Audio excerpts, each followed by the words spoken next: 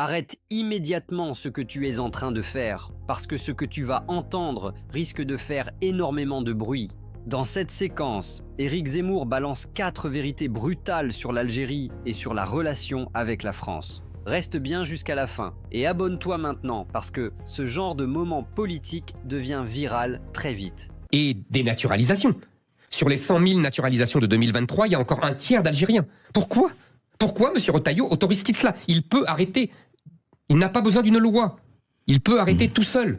Pourquoi continue-t-il d'accepter des visas venus de l'Algérie et des autres pays maghrébins et africains ? Vous savez que, je ne vous parle même pas de l'inefficacité de la politique de renvoi, vous connaissez les chiffres.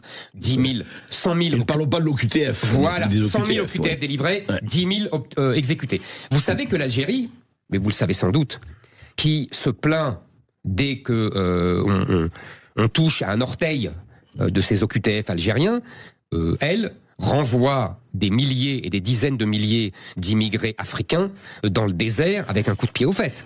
Ça, évidemment, Sans nos médias, rien, sans eau, sans médicaments, sans rien. Le désert, c'est par là. Merci, au revoir, revenez à ce moment-là. Vous savez, comme dans Le Père Noël est une ordure. Et ça, les médias français n'en parlent guère, on dira. C'est vrai. Alors justement, mais ça nous amène justement à cet autre chapitre et nous avons eu, puisque quand nous avons annoncé votre venue, évidemment beaucoup de tweetos et autres et nous ont écrit, nous ont mailé, etc. Ça nous amène à l'Europe. Mais est-ce qu'on ne va pas vous dire, alors justement, parce que c'est la question qui revient toujours, et très souvent, que ce soit sur les OQTF, que ce soit sur les renvois, que ce soit sur... Eh bien oui, mais on ne peut plus rien faire, l'Europe est là. Et pourquoi je vous dis ça ? Parce que souvent on dit, oui, mais enfin, Éric Zemmour, sur l'Europe, il est ambigu, il sait très bien, il devrait savoir, je vous répète, la Vox Populi, en tout cas, une certaine... Non, oui, une certaine Vox Populi. Une certaine Vox Populi, nous sommes d'accord. Mais qui dit 80% des lois françaises sont dictées par l'Europe, et il n'est pas clair sur cela. Alors, je ne dis pas Frexit ou pas Frexit, mais qu'est-ce qu'on peut faire ? En fait, Éric Zemmour, quelle est la marge de manœuvre ? J'ai compris votre question. D'abord, je ne suis pas ambigu. Je suis contre le Frexit. C'est clair. Ça ne peut pas être moins plus clair. Pour des tas de raisons, mais ce n'est pas le moment d'en parler. Deuxièmement... Mais là-dessus, justement... Oui, je vais vous répondre. Ouais. Deuxièmement, je note que les Anglais qui sont sortis de l'Union européenne sont passés en quelques années, sous la férule de M. Johnson, qui était le patron des Brexiteurs, de 300 000 entrées légales à 700 000 entrées légales. Et en plus, ils ont troqué les Polonais pour des Afghans et des Pakistanais. Grande réussite du Brexit. Deuxièmement, je suis d'accord pour dire que effectivement, il y a de nombreuses lois. On dit 80%, c'était le mot de Jacques Delors il y a 40 ans. C'est vrai, on n'a rien inventé. Ouais. Mais enfin, c'est quelque chose. Des directives européennes qui sont des simples traductions, transplantations, etc. Bon.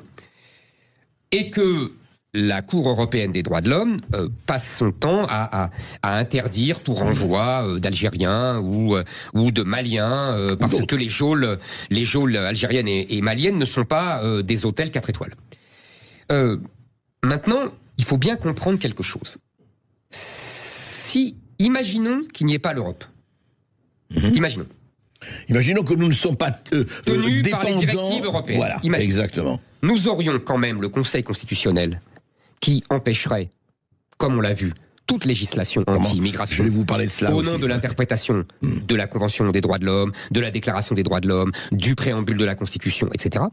Nous aurions des juges de première instance qui refuseraient l'expulsion des clandestins sous prétexte aussi de respect de telle convention, etc. Nous aurions exactement la même chose. Vous savez, le monsieur Barre, Premier ministre entre 76 et 81, a voulu arrêter le regroupement familial décidé par son prédécesseur, monsieur Chirac. C'est le Conseil d'État qui l'en a empêché par un arrêt célèbre, qui est un arrêt Gisti en 1978. Vous avez vu l'Europe là-dedans ? Aucunement. Donc, ce n'est pas un problème européen, c'est un problème français. Absolument. C'est d'abord un problème français. Nous devons résoudre... Vous savez, j'ai écrit Le coup d'état des juges en 1997. Nous devons résoudre d'abord notre problème français. C'est-à-dire que nous devons empêcher le Conseil constitutionnel de gouverner. Je dis bien empêcher le Conseil constitutionnel de gouverner. Pour cela, c'est simple, nous devons faire passer les grands textes, en particulier sur l'immigration, par référendum, parce que, comme disait Robert Badinter lui-même, là où le peuple parle, le juge se tait. Si cette séquence t'a choqué ou fait réfléchir, dis-moi ton avis en commentaire. Et surtout, abonne-toi maintenant, parce que les séquences politiques les plus explosives arrivent très vite sur la chaîne.